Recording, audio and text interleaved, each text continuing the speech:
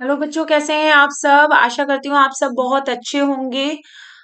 जैसे कि हम एनसीईआरटी क्लास 6 की बुक कंप्लीट कर रहे हैं साइंस की, जिसमें हम 8 चैप्टर कंप्लीट कर चुके थे। हमारा 9 चैप्टर भी कंप्लीट ऑलमोस्ट कंप्लीट हो चुका है, जिसका आज हम लास्ट पार्ट बनाएंगे। 4th पार्ट है। 3 पार्ट्स के मैं लिंक डिस्क्रिप्शन में दे दूंगी। अगर आपने नहीं देखे हैं तो आप जरूर उधर जाके देखिए उन्हें, और ताकि आपको अच्छे से ये आगे का समझ में आएगा। और जो भी समस्या आपकी जो भी है, तो आप मुझे कमेंट करके जो भी बोल सकते हैं, बता सकते हैं।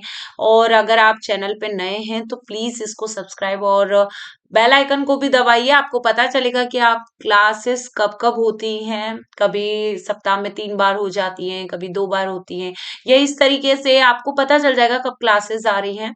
और भी कई नए सजेशन अगर आपके दिमाग में है तो आप जरूर उसको लिख सकते हैं, बता सकते हैं कि आपको क्या सीखना है, क्या पढ़ना है। ये आप जरूर लिख सकते हैं बच्चों। तो स्टार्ट करते हैं। अपना 9 चैप्टर का लास्ट पार्ट है ये। देखिए इसमें दे रखा है, हम इसी उस पे थे, टॉपिक पे, उद्दीपन वाले टॉपिक पे। क्योंकि इससे पहले जो टॉपिक थे बच्चों की, जो इसमें हम पढ़ चुके थे कि श्वसन करना, और वहां पे उनकी वृद्धि करना, ये सजीवों का लक्षण है। किसका लक्षण है? तो ये हम कर चुके हैं कि निर्जीव का लक्षण नहीं होता है। निर्जीव वस्तु कभी श्वसन नहीं करती, वृद्धि नहीं करती, पर लेकिन सजीवों का ये लक्षण होता है। उसी प्रकार से हम आगे यहाँ पे देखने वाले हैं। क्या सभी सजीव उद्दीपन के प्रति अनुक्रिया करते हैं? यानी कि मैंने बताया था, जो संवेदनाएं या उद्दीपन जो मिलता है, जैसे कि हम हैं और हमें कोई पिन चुभोए तो हम क्या है, तुरंत हाथ उठाते हैं अपना। यानी उस उद्दीपन के प्रति हमने क्या किया, प्रतिक्रिया की। और यही चीज क्या सजीव करते हैं? क्या निर्जीव वस्तु नहीं करती है? तो आप भी जानते हैं निर्जीव वस्तु ये क्रियाएं नहीं करती हैं, केवल सजीव करते हैं उद्दीपन वाली क्रिया। तो देखिए, अब आप नंगे पैर टहल रहे हो, तथा जब आप नंगे पैर टहल रहे हो तथा आपका पैर अचानक ही किसी कांटे अथवा नुकीली वस्तु पर पड़ जाए, तो आप किस प्रकार की अनुक्रिया करेंगे? ऑब्वियसली सी बात है कि आप अपना पैर हटाएंगे। जब आप अपने प्रिय व्यंजन को देखते हैं अथवा उसके विषय में सोचते हैं तो क्या अनुभव करते हैं? आप ही बताइए, मुंह में पानी आ जाता है। आप अंधेरे स्थान से अचानक तेज धूप में आते हैं तो क्या होता है? अंधेरे में है और अचानक आपको तेज धूप में ले जाते हैं, तो आपकी आंखें यूं यूं यूं यूं, है ना, कैसी हो जाती है? बिल्कुल एकदम सिकुड़ जाती हैं। तो क्या होता है? आपकी आंखें स्वतः ही कुछ क्षण के लिए कैसी हो जाती है? बंद हो जाती है, जब तक कि वे तेज प्रकाश के क्या नहीं हो सके, अभ्यस्त ना हो सके। और आपका प्रिय व्यंजन तेज प्रकाश एवं कांटा उपरोक्त स्थितियों में आपके बाह्य वातावरण में होने वाले परिवर्तनों के कुछ उदाहरण है। ये उदाहरण है परिवर्तन के। हम इन सभी प्रकार के परिवर्तनों के प्रति अनुक्रिया करते हैं। वातावरण में होने वाले इन परिवर्तनों को उद्दीपन कहते हैं। बच्चों, इनको क्या कहते हैं? हम जो परिवर्तन हो रहे हैं ये उद्दीपन है जो हमें मिल रहे हैं। और क्या दूसरे जंतुओं में भी उद्दीपन की प्रति अनुक्रिया होती है? खाना देते समय जंतु यानी पशु के व्यवहार को ध्यान से देखिए। क्या वे भोजन देखते ही अचानक अधिक चैतन्य नहीं हो जाते? जब आप एक चिड़िया की ओर कदम बढ़ाते हैं तो वह क्या करती है? आप ही बताइए। चिड़िया की कदम बढ़ाते हैं तो आप भी जानते हैं वो उड़ जाती है, क्योंकि उसको आभास हो जाता है कि कोई ना कोई आसपास है। तो इस तरीके से, या फिर वो आपको, आप पीछे से आते हैं एकदम ऐसे हो और उसको खट या कोई ऐसे आते हैं तो वो उड़ जाती है। जब जंगली जानवरों पर तीव्र प्रकाश डालते हैं तो वो भाग खड़े होते हैं। यानी अंधेरे में, जैसे अंधेरे में किसी जीव को दिखाई देता है, जैसे बिल्लियां को अक्सर बिल्लियों को मतलब अंधेरे में साफ दिखता है, तो वो शिकार जो करते हैं, बिल्ली की जो प्रजाति होती है वो अंधेरे में शिकार करती है, क्योंकि उन्हें साफ दिखता है और जीवों को इतना साफ नहीं दिखता है। तो जो जीव होते हैं उस पर अचानक अगर हम प्रकाश डाल दें तो वो भाग खड़े होते हैं, क्योंकि उनको अंधेरे मतलब उनपे उद्दीपन हुआ है एक तरीके से। तो इसी प्रकार से यदि रात्रि में आप रसोई घर में बल्ब प्रदीप्त कर देते हैं तो कॉकरोच अचानक क्या हो जाते हैं, छिपने का स्थान ढूंढने लगते हैं। और क्या आप जंतुओं के उद्दीपन के प्रति अनुक्रिया के कुछ और उदाहरण दे सकते हैं? क्या पौधे भी उद्दीपन के प्रति अनुक्रिया दर्शाते हैं? अब तो देखिए जीव के प्रति तो हमने देख लिया कि लाइट में कैसा उद्दीपन दिखाना, किस तरीके से कोई नुकीली वस्तु का चुभ जाना से क्या उद्दीपन हुआ है। पर लेकिन क्या पौधे भी उद्दीपन दिखा रहे हैं, हमें ये देखना है बच्चों। क्या पौधे भी अनुक्रिया दर्शाते हैं उद्दीपन के प्रति? तो पौधों के पुष्प केवल रात्रि के समय ही खिलते हैं। कुछ पौधे जो होते हैं जिनके पुष्प रात्रि में ही खिलते हैं, जैसे रात चांदनी, और इनके पुष्प क्या है, रात में ही खिलते हैं। कुछ पौधों के पुष्प सूर्यास्त के बाद बंद हो जाते हैं, यानी कि सूर्यास्त जैसे ही हुआ वो बंद हो जाएंगे। चुई मुई, देखिए आप, सबसे पहला तो यही है, गुल मेहंदी का पौधा है चुई मुई का पौधा। पौधे की पत्तियों को छूने पर, जैसे ही हम छूते हैं तो वो क्या हो जाती है, अचानक मुरझा जाती हैं, यानी सिकुड़ जाती हैं छूने पर।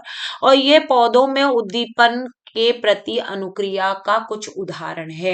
यानी छुई मुई का पौधा उद्दीपन को दर्शाने के लिए सबसे बेस्ट उदाहरण है, क्योंकि छुई मुई को अगर हम टच करते हैं, छूते हैं, तो वो उद्दीपन करती है, उसकी सारी पत्तियां सिकुड़ जाती हैं, मुरझा जाती है।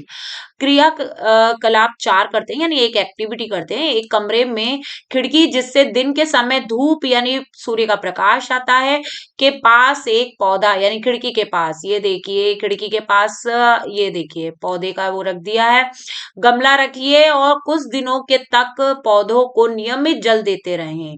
और क्या यह पौधा खुले स्थान पर रखे पौधे की तरह सीधा ऊपर की ओर वृद्धि करता है?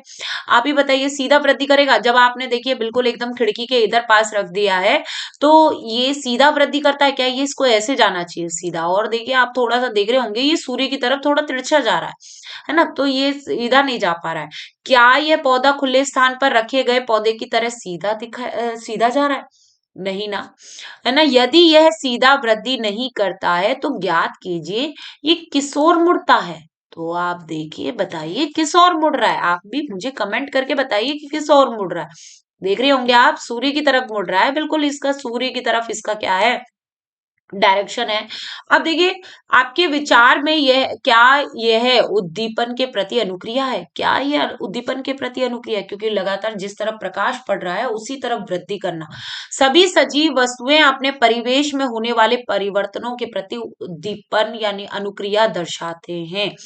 सजीवों में अब उत्सर्जन, आप देखिए, आप समझ गए होंगे उद्दीपन के बारे में। उद्दीपन जो संवेदनाएं हैं, जो वो पौधे में भी पाई जाती हैं, वो जीव जंतुओं में भी पाई जाती हैं। पौधा प्रकाश के प्रति उद्दीपन करता है, जल और इनके प्रति भी उद्दीपन करता है, क्योंकि वो भोजन बनाता है, भोजन के लिए आवश्यक होता है प्रकाश, और प्रकाश तो उसके लिए बहुत इंपॉर्टेंट है। जैसे ही भोजन मिलेगा तभी ऊर्जा। तो इसी प्रकार से उस पौधे का जो डायरेक्शन है वो किस तरफ हो गया, प्रकाश की तरफ हो गया, तो वो भी उद्दीपन है। छुई मुई का पौधा जैसे उद्दीपन दर्शा रहा है, और हम सजीव जो जीव जंतु हैं वो तो बिल्कुल उद्दीपन के प्रति क्या कर रहे हैं, अनुक्रिया करते हैं। और निर्जीव वस्तुएं इस तरीके की कोई अनुक्रिया नहीं करते हैं। आप देख सकते हैं कि मेज है आपके घर में, कोई लकड़ी की मेज है, या टेबल कुर्सी से, मतलब मेज हो गया, और पंखा, और या फिर कोई भी निर्जीव वस्तु, कुर्सी उर्सी ये भी ले लीजिए आप। अब उनको देखें आप, तो उनको कोई मतलब वो कुछ अनुक्रिया नहीं करेंगे। आप उनको, है ना, खूब उनको जैसे कि पिन चुभोएं, चाहे कुछ भी करें, तो ऐसी कोई अनुक्रिया नहीं करेंगे, सजीव करते हैं। अब देखो बच्चों, हमने ये सारी चीजें, श्वसन, वृद्धि और उद्दीपन देखा। अब उत्सर्जन के बारे में देखते हैं। सजीवों में उत्सर्जन, सभी सजीव भोजन करते हैं। जीव इस ग्रहण किए हुए भोजन की संपूर्ण मात्रा का उपयोग नहीं करता है। आहार का केवल कुछ ही भाग जीव के शरीर द्वारा उपयोग में आता है, और भोजन के बचे हुए शेष भाग का क्या होता है, वे इसे अपशिष्ट के रूप में शरीर से बाहर निकाल देते हैं। आप समझ रहे हैं? आप क्या करते हैं, जैसे मान लीजिए किसी बच्चे की डाइट है 2 रोटी खाना, वो 2 रोटी खा रहा है, तो वो 2 रोटी का क्या है कि पूरी की पूरी 2 रोटी जो है खाई उसने, वो अवशोषित नहीं हुई, शरीर केवल थोड़ी सी ही मात्रा उससे क्या कर रहा है, अवशोषित कर रहा है जितनी जरूरत है। वो सारी मात्राओं को क्या कर देता है, शरीर से बाहर कर देता है, और वही अपशिष्ट कहलाता है। अपशिष्ट के रूप में उसको शरीर से बाहर कर देता है। विभिन्न जैव प्रक्रमों के फलस्वरूप हमारे शरीर में कुछ अपशिष्ट पदार्थ उत्पन्न होते हैं। सजीवों द्वारा इन अपशिष्ट पदार्थों के निष्कासन के प्रक्रम को उत्सर्जन करते हैं। यानी जब हम भोजन करते हैं तो हमारा भोजन क्या है, पचता है, पाचन क्रिया होती है।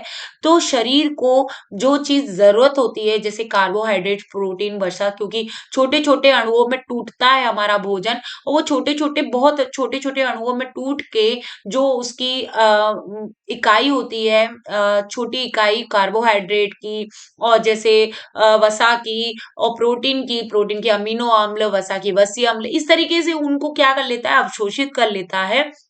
और फिर बाद में रक्त के माध्यम से, क्योंकि उसका स्वांगीकरण किया जाता है, रक्त के माध्यम से कोशिकाओं तक पहुंचाया जाता है। तो इस तरीके से, और जो पार्ट रह गया, जो थोड़ा सा क्या है, जो कोशिकाओं को जरूरत नहीं है या जिनका अवशोषण नहीं हुआ है, उस भोजन के पार्ट को, वो अब हमारे शरीर के लिए जरूरत नहीं है, वो क्या बन गया बच्चों, अपशिष्ट में, और उसको शरीर से क्या कर दिया जाता है, बाहर कर दिया जाता है। तो और कुछ पदार्थ हमारे शरीर में भी बनते हैं, क्योंकि हमारा भोजन जब टूटता है, यानी जो हमने कार्बोहाइड्रेट और ये छोटी इकाइयां ली हैं, तो ये भोजन भी टूटता है। कार्बोहाइड्रेट में जैसे ग्लूकोज लिया तो ग्लूकोज भी टूटता है, जैसे कि उसमें कार्बन डाइऑक्साइड मुक्त होती है, ग्लूकोज के टूटने से कार्बन डाइऑक्साइड मुक्त हुई, तो वो भी एक प्रकार का अपशिष्ट है, वो भी एक प्रकार की अपशिष्ट गैस है, और वो उसको भी शरीर से बाहर किया जाता है। फेफड़ों द्वारा शरीर से क्या किया जाता है, ये बाहर किया जाता है। तो ये भी आप समझ गए होंगे। एक मैंने ये एग्जाम्पल दिया। एक दूसरा एग्जाम्पल ये है कि हमारा शरीर यूरिया का निर्माण करता है, और इसी से पौधों मतलब हमारे जो भोजन है उसी के पाचन से, उसी के उससे यूरिया का निर्माण होता है, क्योंकि भाई हम प्रोटीन ले रहे हैं, प्रोटीन यानी अमोनिया, और उसमें यूरिया ले रहे हैं, तो सॉरी प्रोटीन ले रहे हैं, तो उसमें क्या है, विघटन, और उसके बाद जो होता है, उसमें क्रिया के बाद मैं आपको बता देती हूँ, यहाँ पे हमारे यकृत में, हमारी ग्लैंड में, वहां पे यूरिया का निर्माण होता है, और उस यूरिया को भी शरीर से क्या है, क्योंकि हमारे शरीर को यूरिया की जरूरत नहीं है, तो वो हमारे रक्त में जाता है और किडनी के माध्यम से छनता है, और उसको भी क्या कर दिया जाता है, बाहर कर दिया जाता है शरीर से। तो ये सभी क्या है, उत्सर्जी पदार्थ है, जैसे यूरिया हो गया, कार्बन डाइऑक्साइड हो गया, और जो भी जो बाकी पाचन क्रिया के पश्चात जो बचता है, वो पदार्थ अपशिष्ट पदार्थ हैं, और इन्हें शरीर को जरूरत नहीं होती है, तो शरीर को बाहर कर दिया जाता है। जैसे अब पसीना भी क्या है, मैं अब यहाँ पे आपको एक और उदाहरण दे रही हूँ। पसीना भी क्या है, एक तरीके से वही है कि पसीन जो लवण है, जो शरीर में लवण है, वो क्या है, बाहर आ रहे हैं। पानी और लवण क्या है, शरीर से बाहर आते हैं, तो वो भी एक तरीके से अपशिष्ट है, वो भी बाहर आ जाता है। मेहनत करते हैं तब भी निकलता है, क्योंकि भाई उसका शरीर से क्या हो रहा है, फैट जो है हमारा, और जो हमारा भोजन है उसका पाचन हो रहा है, फिर पसीना से भी हमारे लवण बाहर आ रहे हैं। तो इस तरीके से तो आप इन चीजों को समझ गए होंगे अच्छे से, कि उत्सर्ज अपशिष्ट पदार्थ क्या है और उत्सर्जन क्या है। क्या पौधों में भी उत्सर्जन होता है? बिल्कुल, जैसे सजीवों में उत्सर्जन होता है, यानी जीव जंतुओं में, उसी प्रकार से पौधे जो सजीव है उनमें भी उत्सर्जन होता है। हाँ, पौधे भी उत्सर्जन करते हैं, ठीक है, परंतु उनमें इस प्रक्रम का ढंग कुछ अलग होता है, क्योंकि हम में तो एक पर्टिकुलर क्या है, उत्सर्जी अंग पाया जाता है। जैसे मैंने अभी आपको किडनी बताई, यानी वृक्क, वृक्क यानी जिसको हम गुर्दे भी कहते हैं, तो ये हमारे मनुष्य के शरीर में पाए जाते हैं। यहाँ से निकलते हैं, कार्बन डाइऑक्साइड निकालने के लिए फेफड़ों के माध्यम से, यानी श्वसन के माध्यम से निकलता है, और भी माध्यम है, मल द्वार से, पाचन क्रिया के पश्चात मल द्वार से अपशिष्ट पदार्थ निकलता है। तो इस तरीके से क्या है, हमारे में तो पर्टिकुलर अंग है, और भी जो जीव जंतु, निम्न श्रेणी के जीव जंतु है उनसे भी, पर लेकिन पौधों में ये अलग प्रकार का होता है। पौधों में पत्तियों पर रंध्र पाए जाते हैं, स्टोमेटा। पौधों पर ये जो पत्तियां हैं पौधों की, उन पर स्टोमेटा, छोटे छोटे क्या पाए जाते हैं, रंध्र पाए जाते हैं, इनसे होता है। तो देखिए कैसे होता है।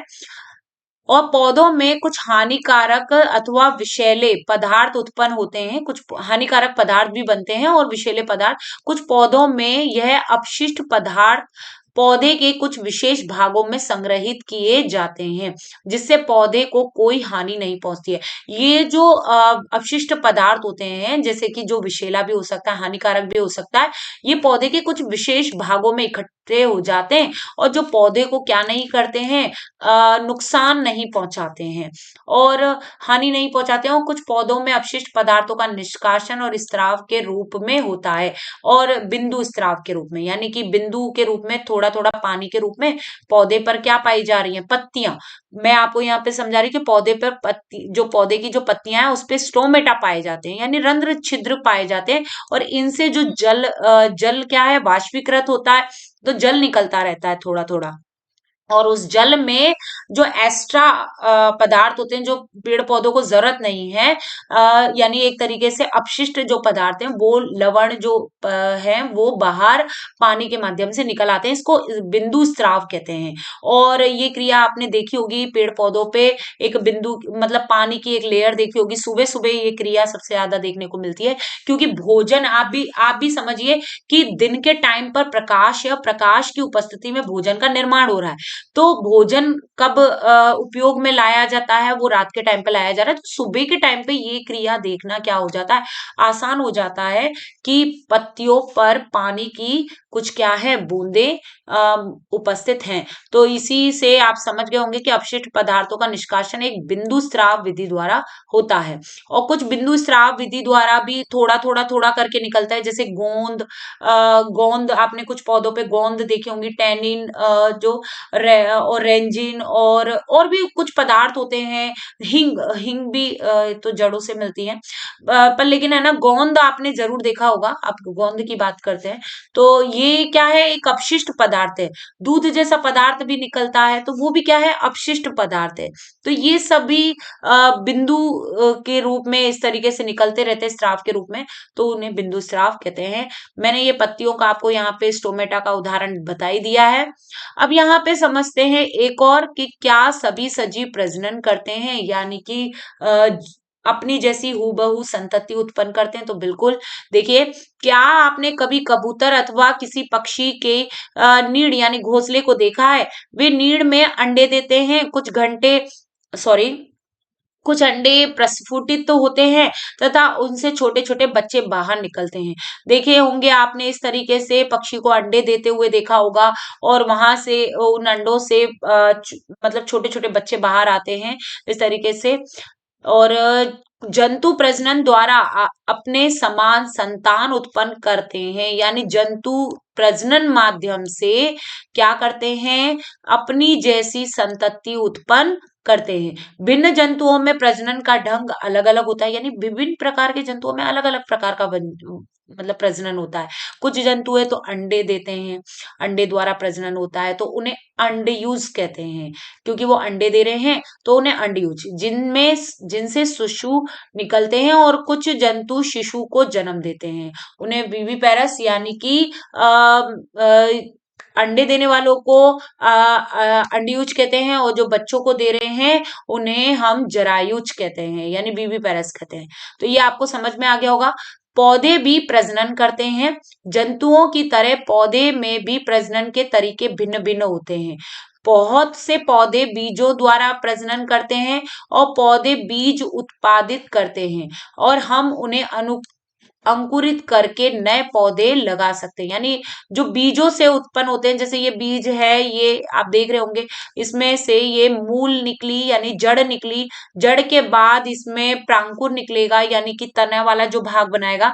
इस तरीके से इसमें ये अंकुरण हुआ, और अंकुरण से नया पौधा, छोटा पौधा, ये क्या है, ये प्राप्त हुआ। इस तरीके से कुछ पौधों के बीज के अतिरिक्त अपनी काया से भी, देखा होगा आपने कि बीज से, कुछ पौधे तो बीज से लगते हैं, कुछ पौधे क्या है, पौधे को, पौधे में से क्या है, थोड़ा सा काट लीजिए और दूसरी जगह लगा दीजिए, उससे भी हो जाता है। तो पौधे बीज के अतिरिक्त अपनी कायिक भागों द्वारा भी नए पौधों का क्या कर लेता है, उत्पन्न कर लेता है। उदाहरण है आलू की कलिका। अब आलू क्या है, आलू स्टेम है यानी स्तंभ है, तना है एक तरीके से, और वो अपनी कलिका से यानी आलू में छोटी छोटी आपने सफेद कलर के इस तरीके से देखी होंगी आइस सी आती है, तो वो उन कलिका, उन्हें कलिका बोलते हैं, बडिंग कहते हैं, वाले भाग को अगर से भी आप क्या है नया पौधा प्राप्त कर सकते हैं। बताओ ये चीज आपको समझ में आ गई होगी। और पौधे कलम द्वारा भी उगाए जाते हैं। आपने गुलाब की कलमें देखी होंगी, कलम बना के उनको उगाते हैं, तो कलम से भी उगते हैं। क्या आप स्वयं इस विधि द्वारा पौधा उगाना चाहेंगे? तो एक एक्टिविटी करते हैं 5। गुलाब अथवा मेहंदी की धड़ कलम लीजिए। मतलब हम गुलाब की या फिर मेहंदी, देखिए ये इनकी कलम से उग जाते हैं ये, इसे मिट्टी में लगाइए, इसे नियमित रूप से जल दीजिए। आप कुछ दिनों बाद क्या देखते हैं, कलम से पौधा बनाना सरल कार्य नहीं है। यदि आपकी कलम में वृद्धि नहीं हुई तो निराश ना हो। देखिए ये जरूरी नहीं है कि वो वृद्धि हो जाए, इसलिए थोड़ा कलम से बनाना क्या है, आसान नहीं है नया पौधा, पर लेकिन इनकी कलम से नया पौधा उग जाता है।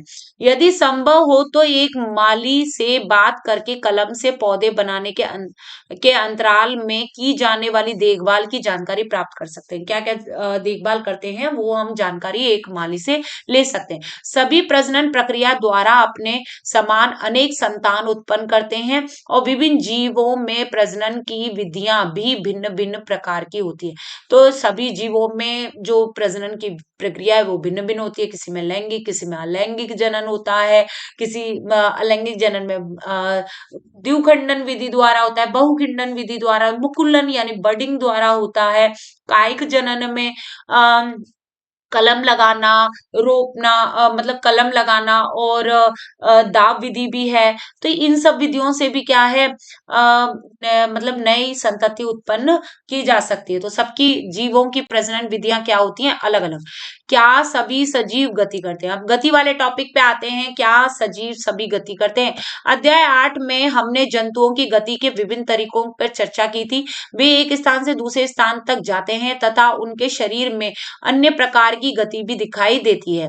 पौधे के विषय में क्या विचार है, क्या वे भी गति करते हैं? पौधे सामान्यतः भूमि में जकड़े रहते हैं, अतः वे एक स्थान से दूसरे स्थान नहीं जा सकते। भाई हमारे तो पैर हैं, पक्षियों के पंख हैं, तो इस तरीके से वो एक जगह से दूसरी जगह क्या कर सकते हैं, गमन। पर पेड़ पौधों की जड़ें एक जगह पर क्या हो जाती हैं, स्थिर हो जाती हैं, वो मिट्टी को जकड़े रखती हैं, इसलिए वो गमन नहीं कर पाते हैं, पर लेकिन वो सजीव हैं। ठीक है, भूमि को जकड़े रहती हैं और वे एक स्थान पर ही रहते हैं। परंतु विभिन्न पदार्थ जैसे कि जल, खनिज एवं संश्लेषित खाद्य पदार्थ पौधे के एक भाग से दूसरे भाग में संवहित होते हैं। मतलब कि जल और खनिज एक स्थान से दूसरे स्थान जाते हैं, जैसे कि जल और खनिज लवणों का जड़ों से अवशोषण किया जाता है और पत्तियों तक जाते हैं, और भोजन जो पत्तियों में निर्मित होता है वो इन नलियों के संवहन पुल पाए जाते हैं, जाइलम और फ्लोएम, उनके माध्यम से क्या है, भोजन भी पत्तियों में जो बन रहा है फ्लोएम के माध्यम से जो पौधे के अनेक भागों तक जाते हैं।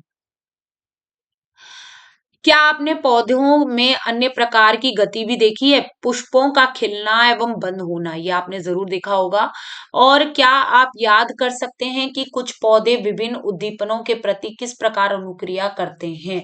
और तो आप भी कुछ पौधों के देख सकते हैं, जैसे कि कुछ पौधे हैं जो प्रकाश की उपस्थिति में ही क्या होते हैं, पुष्पन देते हैं, फूल देते हैं। छुई मुई का पौधा हो गया, तो ये सारी अनुक्रियाएं हैं जो करता है पौधा। हम कुछ निर्जीव वस्तुओं को भी गति करते देखते हैं, बस, कार, कागज का छोटा टुकड़ा, बादल, अन्य कुछ वस्तुएं इसका उदाहरण है। क्या इनकी गति सजीवों की गति से किस प्रकार भिन्न है? प्रकृति में विविध प्रकार के जीव हैं, लेकिन उन सभी में कुछ लक्षण एक समान होते हैं, जिसकी हम पहले चर्चा कर चुके हैं। यानी कि सभी जीवों में कुछ लक्षण तो एक समान होते हैं और कुछ लक्षण कैसे होते हैं, अलग अलग होते हैं। मृत्यु सजीवों के लिए एक सामान्य लक्षण है। अब आप समझिए, मृत्यु जो है वो हर सजीव में आनी आनी है, पेड़ पौधों में भी आनी है। वो भी समय के साथ क्या होते हैं, उनकी भी उम्र ढल जाती है, वो भी पत्तियां और उनका विकास करना बंद कर देते हैं एक समय के बाद। तो मृत्यु क्या है, सजीवों के लिए एक सामान्य लक्षण है।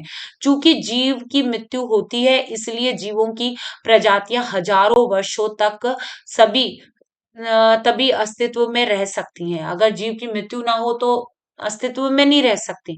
तो इसलिए हजारों वर्षों तक वो अस्तित्व में रह सकते हैं, जबकि वे प्रजनन कर अपने समान संतान उत्पन्न करें, और एक अकेला जीव प्रजनन के लिए बिन बिना भी मर सकता है। एक अकेला जीव क्या है, प्रजनन किए बिना भी क्या है, मर सकता है। परंतु सजीव की प्रजाति तभी अस्तित्व में रहती है जब उनके सदस्यों में प्रजनन होता रहता है। सदस्यों के मध्य प्रजनन होता रहेगा तो अपनी जैसी संतान उत्पन्न करते रहेंगे, तो ये वंश मतलब एक के पीढ़ी एक बढ़ेगा। समझ रहे हैं आप, एक के बाद एक बढ़ेगा, ना कि घटेगा। तो ये बढ़ने के लिए, अपना अस्तित्व बनाए रखने के लिए क्या करता है सजीव, अपनी जैसी संतति उत्पन्न करता है। तो देखिए थोड़ा सा और इसमें हमने देखा कि सभी सजीव वस्तुओं में कुछ विशिष्ट लक्षण समान रूप से दिखाई देते हैं। उन सभी को भोजन की आवश्यकता होती है। भाई सही है, भोजन की आवश्यकता होती है, और उनमें श्वसन भी होता है, उत्सर्जन भी होता है, उद्दीपन की प्रति अनुक्रिया भी होती है, प्रजनन गति वृद्धि होती है, और मृत्यु भी होती है। तो ये सब हमने क्या है देखा कि सजीवों में ये सभी चीजें होती हैं। क्या हम ऐसी कुछ निर्जीव वस्तुओं को जानते हैं जिनमें इन लक्षणों में से कुछ लक्षण दिखाई देते हैं? अब समझ रहे हैं, निर्जीव में भी कुछ ऐसी कोई वस्तु है जिनमें ये लक्षण जो है, श्वसन का, उद्दीपन का, उत्सर्जन का, अनुक्रिया का, प्रजनन का, वृद्धि का, मृत्यु का, ये सारे हो तो आप लक्षण दिखाई देते हो तो बताइए। कार कार साइकिल, घड़ी और नदी का जल गति करते हैं। ये गति वाला जो सेंटेंस है, गति करना, ये आप निर्जीव में देख सकते हैं। और आकाश में चंद्रमा गति करता है। हमारे देखते देखते एक बादल के आकार में वृद्धि हो जाती है। क्या इन वस्तुओं को सजीव कहा जा सकता है? हमें स्वयं से प्रश्न करना होगा कि क्या इनमें सजीवों के अन्य सभी लक्षण भी पाए जाते हैं। मतलब निर्जीव जो वस्तु है उनमें सजीवों के लक्षण पाए जा रहे हैं कि नहीं। सामान्यतः सजीवों में वे सभी लक्षण पाए जाते हैं जिनकी हमने चर्चा की है, परंतु निर्जीव वस्तुओं में वे सभी लक्षण एक साथ दिखाई नहीं देते। निर्जीव वस्तुओं में ये सभी लक्षण नहीं दिखाई देंगे। क्या यह हमेशा सत्य है कि क्या हमें सभी सजीवों में वे सभी लक्षण जिनकी हम चर्चा कर चुके हैं वो दिखाई देते हैं? सजीवों में दिखाई देते हैं, निर्जीव में दिखाई नहीं देते। तो ठीक है, आगे देखते हैं। इस विषय को और अच्छी प्रकार से समझने के लिए आइए किसी बीज के विषय में विचार करते हैं। कुछ विशिष्ट उदाहरण देखें। उदाहरण के लिए देखिए, अब बीज बीज को जरूरत होती है पानी की, खनिज लवण की, इन सब की जरूरत होती है। मूंग के बीज के बारे में क्या होता है? क्या यह जीवित है? यह एक दुकान और भंडार में महीनों रखा रहता है तथा इसमें कोई वृद्धि नहीं होती है, अथवा जीवन के कुछ अन्य लक्षण भी दिखाई नहीं देते। परंतु जब हम इन्हीं बीजों को मिट्टी में बोकर जल में सींचते हैं, आप समझ रहे हैं, बीज दुकानों पर कई कई महीनों के लिए रखे रहते हैं, और उन बीजों को खरीद के हम उनको खेतों में डालते हैं उनसे, और उनमें पानी वानी और सही तरीके से देते रहते हैं, तो हम नया पौधा उगते हुए देखते हैं। तो वृद्धि नहीं होती है, जीवन के कुछ अन्य लक्षण भी दिखाई नहीं देते, परंतु जब हम इन्हीं बीजों को मिट्टी में बोकर जल सींचते हैं तो ये पौधा बन जाता है। क्या महीनों तक दुकान में रखे बीज को भोजन की आवश्यकता थी, अथवा इसमें उत्सर्जन, वृद्धि अथवा प्रजनन हुआ था? हमने देखा कि कुछ ऐसे भी उदाहरण हैं जब हम सरलता से नहीं कह सकते हैं कि उनमें सजीवों के सभी लक्षण दिखाई दे रहे हैं जिससे उन्हें जीवित कहा जा सके। देखिए कुछ ऐसे उदाहरण भी हैं जो उनमें ये सभी गुण नहीं पाए जा रहे हैं और हम उनको ये कह सके कि वो जीवित हैं कि नहीं है, हम ये भी नहीं कह सकते। तो लक्षण उनमें वो दिखाई नहीं दे रहे। तो देखिए इसमें जैसे कि मिट्टी में बीजों को बोल देते हैं। हमने देखा कि ऐसे कुछ उदाहरण के सरलता से नहीं कह सकते, हम उन्हें सहजता से नहीं कह सकते कि मतलब वृद्धि जो मतलब ये सारे जो गुण थे अभी कौन कौन से गुण थे बच्चों?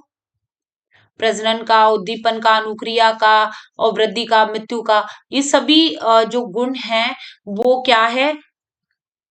सजीवों के लक्षण हैं, सजीवों में पाए जाते हैं और जिससे उन्हें जीवित कहा जा सके।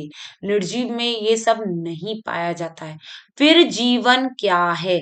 गेहूं की बोरी में अपना हाथ डालिए, क्या आपको कुछ गर्मी का अनुभव होता है? गेहूं की बोरी में कुछ गर्मी उत्पन्न होती है। यह गर्मी बीजों के श्वसन के कारण होती है। यानी कि पौधों में जो गेहूं की जो बोरी है उसमें अनाज है, वो जो श्वसन कर रहे हैं, बीज अभी क्या कर रहे हैं? श्वसन। इसी वजह से वो कैसी होती है? गर्म होती है। और हमने देखा कि बीजों में श्वसन की क्रिया उस समय भी चलती रहती है जबकि अन्य जैव प्रक्रम उतने सक्रिय नहीं होते हैं। यानी उनमें श्वसन की प्रक्रिया चलती रहेगी, बीज श्वसन करते रहते हैं। संभवतः हमारे प्रश्न आखिरी जीवन है क्या का उत्तर देखना इतना सरल नहीं हो सकता, परंतु अपने चारों ओर पाए जाने वाले जीवों की विविधता को देखकर अचानक ही मुंह से निकल आता है कि जीवन सुंदर है।